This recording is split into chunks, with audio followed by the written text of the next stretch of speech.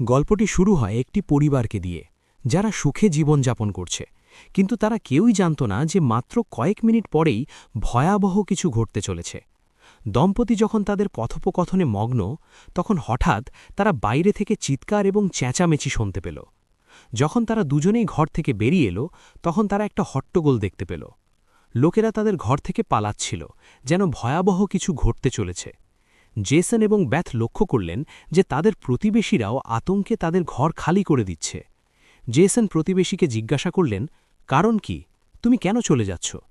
কিন্তু তারা এত তাড়াহুড়ো করছিল যে তারা কোনো উত্তর দিল না। তারা প্রতিবেশীর ছেলেকেও তার জিনিসপত্র গুছিয়ে নিতে লক্ষ্য করলেন। জেসন যখন শিশুটিকে জিজ্ঞাসা করলেন, তুমি কোথায় যাচ্ছ? শিশুটি উত্তর দিল, আমার বাবার একজন বন্ধু আছে যে একজন সরকারি কর্মকর্তা। তিনি বললেন যে একটি খুব বিষাক্ত ভাইরাস ছড়িয়ে পড়েছে, যা একটি সাধারণ ভাইরাসের মতো সাধারণ মানুষকে দানবে রূপান্তরিত করছে।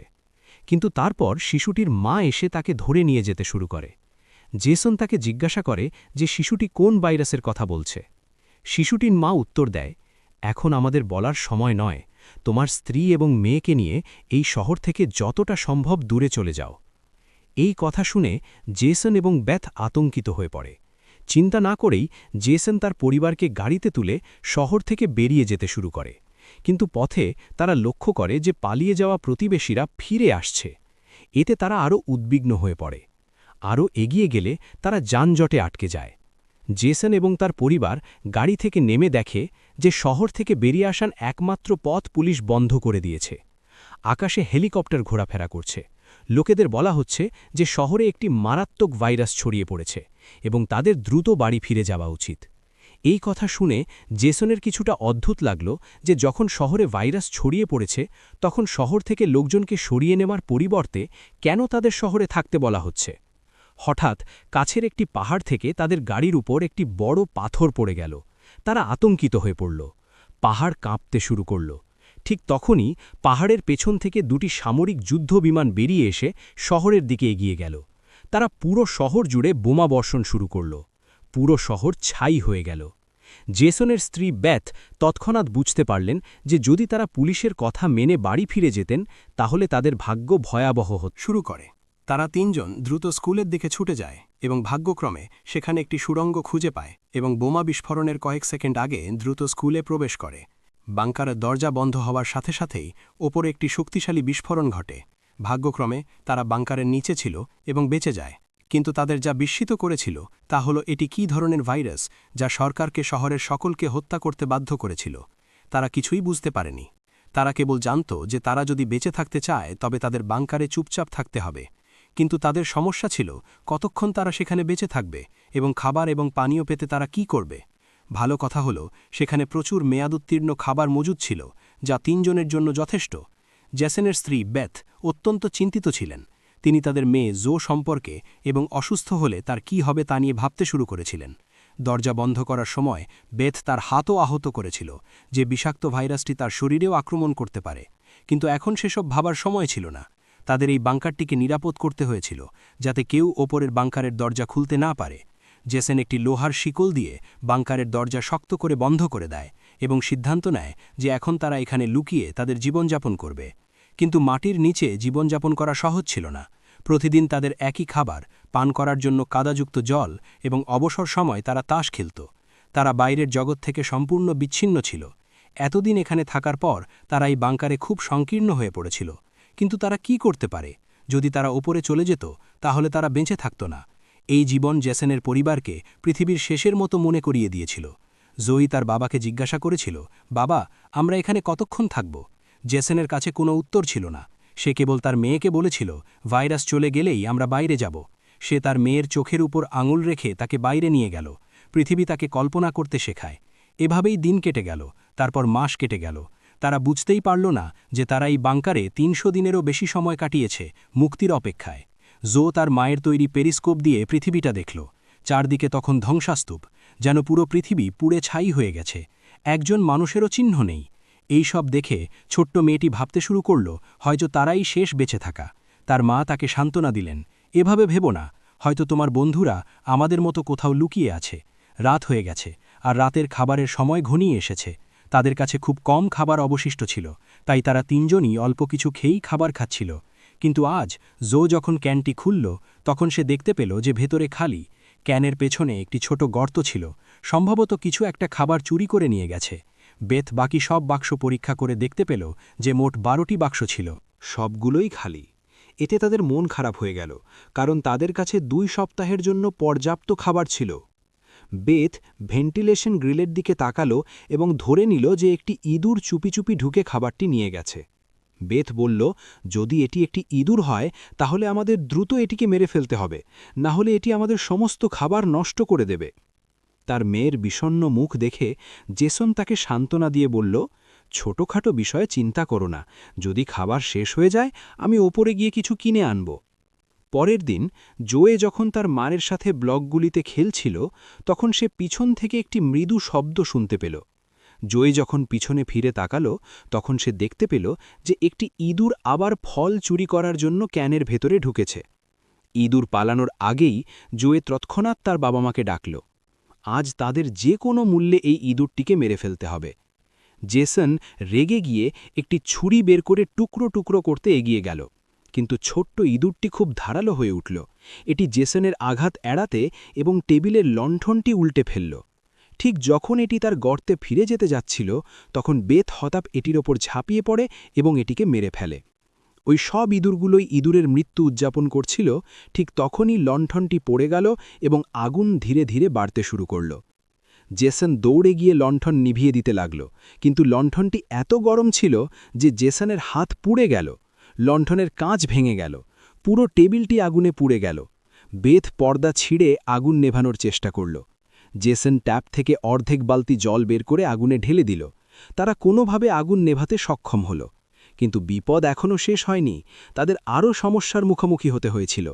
যাই হোক, আগুনের ধোঁয়া পুরো বাংকারটি ভরে গিয়েছিল এবং বায়ু চলাচল গ্রিলের মধ্য দিয়ে ধীরে ধীরে ওপরের দিকে উঠতে শুরু করেছিল।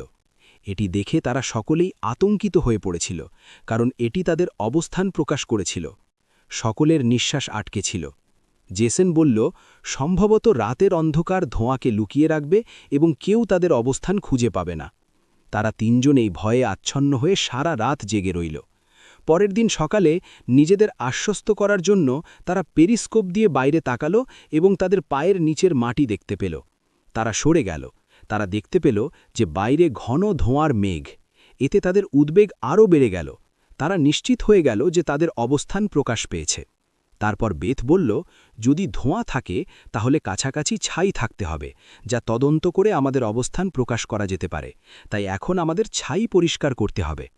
দম্পতি বাইরে গিয়ে পরিষ্কার করার সিদ্ধান্ত নিল। যাওয়ার আগে জেসন তার মেয়ে জোকে বলল, আমাকে প্রতিশ্রুতি দাও যে তুমি যাই শোনো বা যাই ঘটুক না কেন, তুমি বাইরে আসবে না। তার প্রতিশ্রুতি নেওয়ার পর তারা দরজা খুলে দিল। তারা বাইরের শব্দ মনোযোগ সহকারে শুনল, এবং যখন তারা নিশ্চিত হল যে কেউ বাইরে নেই, তখন তারা বাংকারের দরজা খুলে বেরিয়ে গেল। এখন তাদের মেয়ে ভিতরে একা পড়েছিল। আড়ালে লুকানোর চেষ্টা করছে, কিন্তু তারপর জো এমন কিছু দেখতে পেল যা তার নিঃশ্বাস আটকে গেল।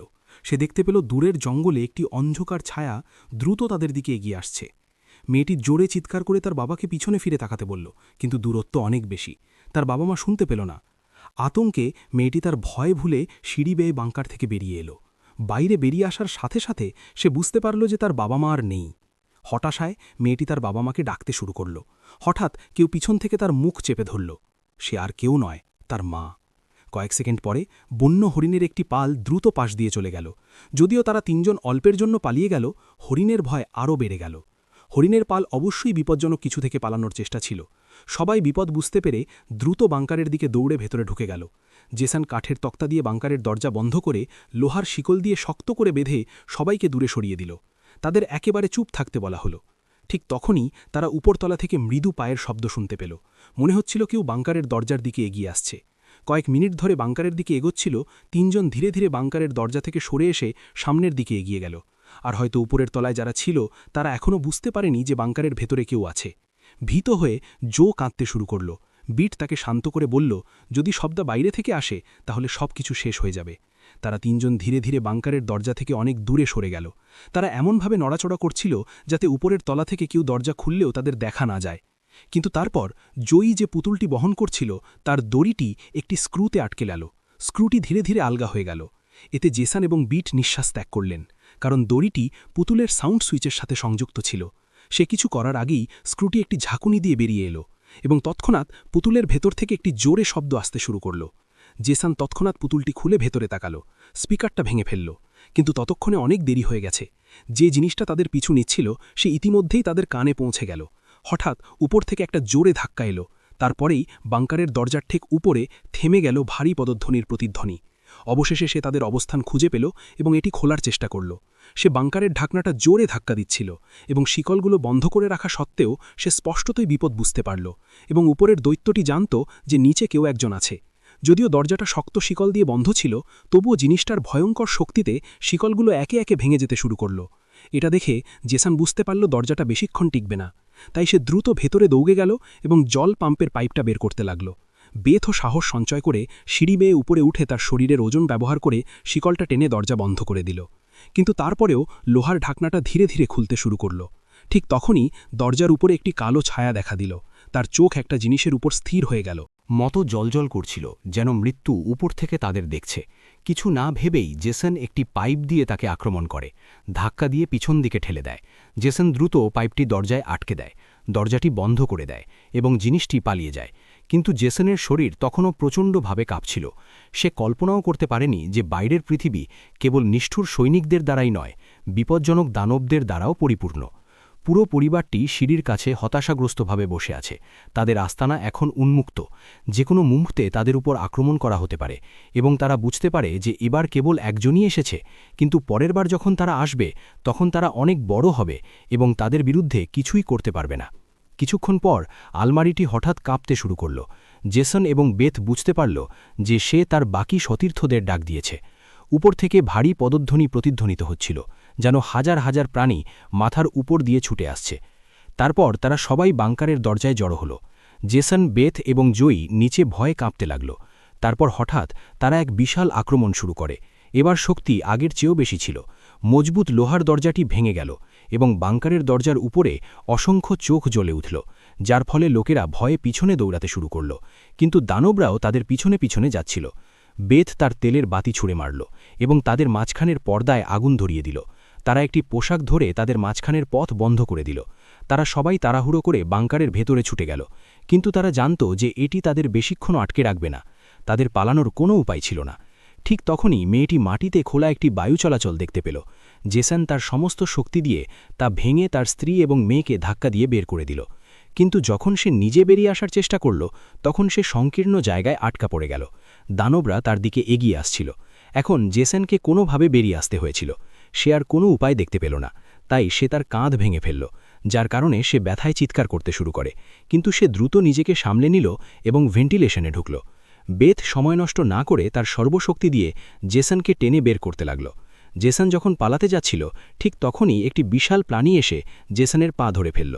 জেসন বুঝতে পারল যে তার পালানো এখন অসম্ভব, পালানোর কোনো আশা নেই। তার স্ত্রীর দিকে তাকিয়ে জেসন বলল, যাই ঘটুক না কেন, জয়ীর কিছু হতে দিও না। পরের মুহূর্তে দৈত্যটি তাকে বাংকারে টেনে নিয়ে গেল। কিন্তু বাংকারের দৈত্যকে ভয় না পেয়ে জেসন তাদের বলল, এসো দেখি তুমি কতটা শক্তিশালী। বেথ এবং জো নিচে তাকালো এবং বাংকারের ভেতর থেকে জোরে চিৎকার শুনতে পেল। বেথ বুঝতে পারল যে তার স্বামী তাদের পালানোর জন্য সময় দেওয়ার জন্য লড়াই করছে। ব্যথা সত্ত্বেও সে তার মেয়েকে নিয়ে দৈত্যের কাছ থেকে অনেক দূরে দৌড়ে গেল। কিন্তু তারা দৌড়াতে দৌড়াতে তারা অদ্ভুত কিছু অনুভব করল। তারা লক্ষ্য করল যে বাইরের জগতের জন্য খোলা মহাসড়কটি এখন একটি উঁচু প্রাচীর দিয়ে ঢাকা। এর অর্থ কেউ শহর ছেড়ে যেতে পারছিল না। ঠিক তখনই দূর থেকে একটি হেলিকপ্টার উড়ে এসেছিল। যখন বেথ পিছনে তাকালো, সে দেখতে পেল এটি ছিল একটি সেনাবাহিনীর হেলিকপ্টার। হেলিকপ্টারটি দ্রুত তাদের কাছে এসে তাদের ওপর তার উজ্জ্বল আলো জ্বালিয়ে দিল। তারা পালাতে যাওয়ার ঠিক আগে ওপর থেকে একটি বড় জাল পড়ে তাদের আটকে ফেলে। তারা দুজনেই জাল থেকে নিজেদের মুক্ত করার জন্য সম্ভাব্য সকল উপায়ে চেষ্টা করেছিল, কিন্তু জাল তাদের শক্ত করে আটকে ফেলেছিল। বেথ জালের জাল ভেদ করে দেখতে পেল যে সবুজ চোখের কিছু কালো ছায়া তাদের দিকে এগিয়ে আসছে। তখনই আমরা গল্পের আসল রহস্য জানতে পারলাম। বন্দুকধারী এই হলুদ চোখের মানুষগুলো, যাদের আমরা দানব বলে ভেবেছিলাম, আসলে ভিনগ্রহী বা ভাইরাসে আক্রান্ত মানুষ ছিল না, বরং তারা ছিল গ্যাস মাস্ক এবং নাইট ভিশন গগলস পরা সামরিক সৈনিক। একই হলুদ চোখ, যাদের উজ্জ্বলতা তাদের অন্য জগতের বলে মনে করত। কিন্তু প্রশ্ন জাগে, কেন সেনাবাহিনীর সদস্যরা তাদের জীবনের জন্য এত বিপজ্জনক ছিল। গল্পের বাকি অংশে আপনি পুরো রহস্যটি জানতে পারবেন। এখন বেথ এবং জো উভয়েই এই সৈনিকদের নিয়ন্ত্রণে ছিল। এই সৈনিকদের মধ্যে একজন একটি বড় ইঞ্জেকশন বের করে তাদের দুজনের গলায় ইঞ্জেকশন দেয়। আমি একে একে তাদের ছিঁড়ে ফেললাম। তাদের রক্ত পরীক্ষা করার পর জানা গেল যে তারা দুজনেই একটি মারাত্মক ভাইরাসে আক্রান্ত, অর্থাৎ তারা গ্রহের জন্য হুমকি। এখন তাদের হত্যা করা হবে। আসলে যখন ভাইরাসটি প্রথম ছড়িয়ে পড়েছিল তখন এই ছোট্ট শহরের অনেকেই ইতিমধ্যেই সংক্রামিত হয়ে পড়েছিল। এটি বাতাসের মাধ্যমে ছড়িয়ে পড়ে এবং দ্রুত ব্যক্তি থেকে ব্যক্তিতে ছড়িয়ে পড়ে। যারা আক্রান্ত হয়েছিল তারা এমনকি জানতও না যে তারা অসুস্থ, এবং সরকারের কাছে এটি বন্ধ করার জন্য কোনো প্রতিষেধক ছিল না। সরকারের কাছে সংক্রামিতদের হত্যা করা ছাড়া আর কোনো উপায় ছিল না। বেথ চিৎকার করে বলে উঠল, দয়া করে আমার সন্তানকে ছেড়ে দিন। যখন বেথ বুঝতে পারল যে এই সৈন্যরা তার ছোট মেয়েকেও রেহাই দেবে না, তখন সে সম্পূর্ণ ক্ষুব্ধ হয়ে উঠল। তার মুখে কালো দাগ দেখা দিতে শুরু করল। কিন্তু সে কিছু করার আগেই একজন সৈনিকের ঘাড় থেকে রক্তের ফোয়ারা বেরিয়ে এলো। সে আর কেউ ছিল না, জেসন, যে মৃত্যুর মধ্য থেকে ফিরে এসেছিল। বাস্তবে জেসন বাংকারে মারা যায়নি, বরং সে নিয়ন্ত্রণ হারিয়ে ফেলেছিল এবং সেখানে থাকা সমস্ত সৈন্যকে হত্যা করেছিল। জেসন রেগে গেল। তার মুখে কালো দাগ, রাগে লাল চোখ এবং তার শক্তি দ্রুত বৃদ্ধি পেয়েছিল, যা স্পষ্ট করে দিচ্ছিল যে সে আর আগের মতো জেসন নেই, বরং নিজেরই এক ভিন্ন রূপ। সে সৈনিকদের ওপর ঝাঁপিয়ে পড়ে তাদের হত্যা করে, কিন্তু সে গরম অস্ত্র থামাতে পারল না এবং মাটিতে পড়ে গেল। সৈনিকরা যখন বেথ এবং জোয়ের দিকে এগিয়ে গেল, তারা ইতিমধ্যেই ফাঁদ ভেদ করে পালিয়ে গেল। সৈনিকরা তাদের খুঁজতে লাগল, কিন্তু তারা বুঝতে পারল না যে বেথও একটি রাক্ষসে রূপান্তরিত হয়েছে। সে জোকে একটি গাড়ির ভেতরে লুকিয়ে রেখেছিল এবং সৈনিকদের সাথে লড়াই করেছিল। সে বেশ কয়েকজন সৈন্যকে হত্যা করেছিল এবং তারপর নিজেকে গুলি করার পর গাড়ির ছাদে পড়ে গিয়েছিল। অন্ধকারে লুকিয়ে থাকা তার মেয়ে সবকিছু দেখেছিল। হঠাৎ একটি আলো তাদের চোখে পড়ল। তাকানোর পর তারা বুঝতে পারল যে এটি গল্পের শুরুতে আমরা যে পাড়ার দেখেছিলাম সেই ছোট্ট ছেলেটি। তারপর তারা তাকে অনুসরণ করল। ছেলেটি তাদের একটি গুহার মতো সুড়ঙ্গে নিয়ে গেল, যেখানে ছেলেটির বাবা মা এবং আরও বেশ কয়েকজন লুকিয়েছিল। বাস্তবে ভাইরাসে আক্রান্ত মানুষ ছিল, ঠিক তাদের মতো। বেঁচে থাকার জন্য তারা অন্ধকারে ইঁদুরের মতো জীবনযাপন করতে বাধ্য হয়েছিল। ভাইরাসটি বিপজ্জনক ছিল, কিন্তু মারাত্মক ছিল না। সংক্রামিত ব্যক্তির শরীরে ভাইরাসটি সবচেয়ে বেশি চাপ সৃষ্টি করেছিল যখন তারা ভয় পেত বা রাগে কাবু হয়ে যেত, বেশি শক্তি প্রয়োগ করত। কিন্তু বাস্তবে এই লোকেরা নিজেদের নিয়ন্ত্রণ করতে শিখেছিল। তারা শহরের সৈনিকদেরকে রাক্ষস মনে করত, কিন্তু বাস্তবে তারা নিজেরাই রাক্ষস ছিল। এর সাথে সাথে গল্পটি শেষ হয়।